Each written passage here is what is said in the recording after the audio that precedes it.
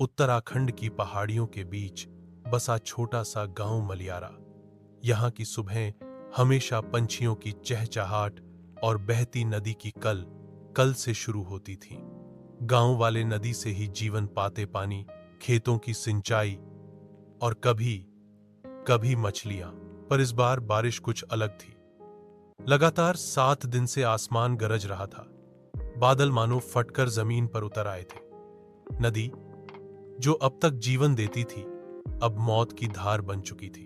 गांव के बीचों बीच एक पुराना लकड़ी का पुल था। यही पुल बच्चों को स्कूल ले जाता, किसानों को खेत और औरतों को बाजार।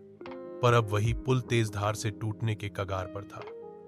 गांव में अर्जुन नाम का एक लड़का था, 20 साल का, निडर और जिज्ञासु। बचपन से ही नदी उसका खेल का मैदान रही थी। हर कोई कहता, अर्जुन, तू नदी से दोस्ती मत कर, ये एक दिन तुझे ले जाएगी। लेकिन अर्जुन हंसकर कहता, नदी मेरी मां जैसी है, मुझे कभी नुकसान नहीं करेगी। अर्जुन की बचपन की दोस्त सपना गांव की सबसे समझदार लड़की थी।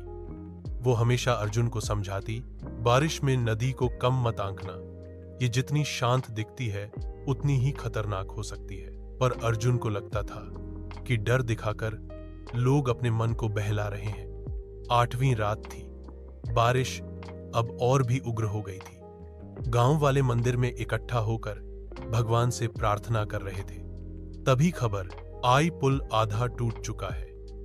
अगर अभी कुछ नहीं किया गया तो गांव का आधा हिस्सा नदी से कट जाएगा। गांव वाले असमंजस में थे। कोई पास जाने की हिम्मत नहीं कर पा रहा था। तभी अर्जुन आगे बढ़ा, मैं जाऊंगा। पुल पर से रस्सियां बांधनी होंगी, तभी बचाव का रास्ता बनेगा। सपना रो पड़ी, अर्जुन मत जा, वो पुल अब मौत का घर है। अंधेरा, बिजली की चमक और गरजती नदी। अर्जुन रस्सी लेकर पुल पर चढ़ा। लकड़ी की तख्तियां उसके पैरों के नीचे से टूट रही थीं। हर कदम मानो आखिरी था। पानी की धार इतनी तेज थी कि लगता था अभी पुल बह जाएगा। अर्जुन ने रस्सी बांधनी शुरू की। 1 गांठ, 2 गांठ, और तभी पुल जोर से हिला।